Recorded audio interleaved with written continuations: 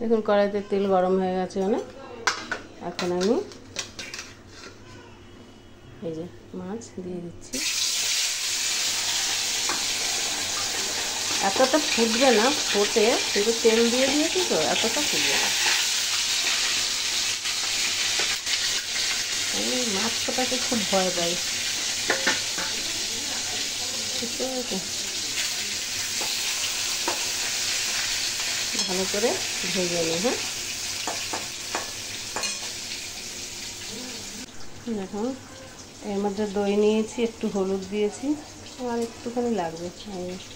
হলুদ দিয়েছি, একটু জিরা পেস্ট মানে গুঁড়ো, আর সামান্য একটুখানি গরম মশলার গুঁড়ো, ঠিক আছে?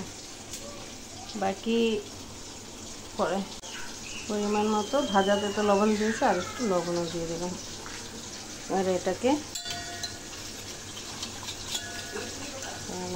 মাছটা করার জন্য আমি কড়াইতে তেল দিয়েছি, তেল গরম হয়ে গেছে অলরেডি। তো কড়াইতে আমি একটু জিরা দিয়ে দেবো।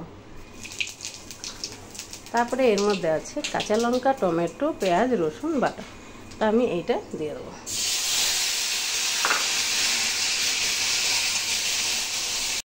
দেখুন এই যে পেঁয়াজ রসুনের যে পেস্টটা, ওটা অনেক লাল ব্রাউন হয়ে গেছে।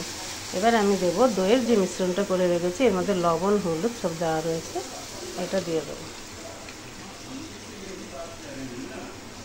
আর দেখুন এর মধ্যে কিন্তু কাঁচা লঙ্কা দেওয়া আছে, বলেছি আগেই। পেঁয়াজ, কাঁচা লঙ্কা, রসুন যে পেস্টটা বানিয়েছিলাম আমাদের, কাঁচা লঙ্কা দেওয়া আছে। দেখতে পাচ্ছেন ভারী ভারী। এর মধ্যে একটু জল মিশিয়ে দেবো।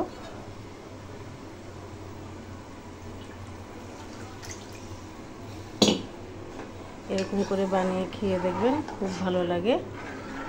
ঠিক আছে,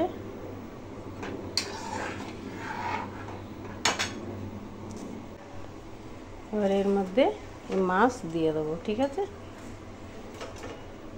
একদম মাখা মাখা ঝোলটা হবে। দেখতে পাচ্ছেন?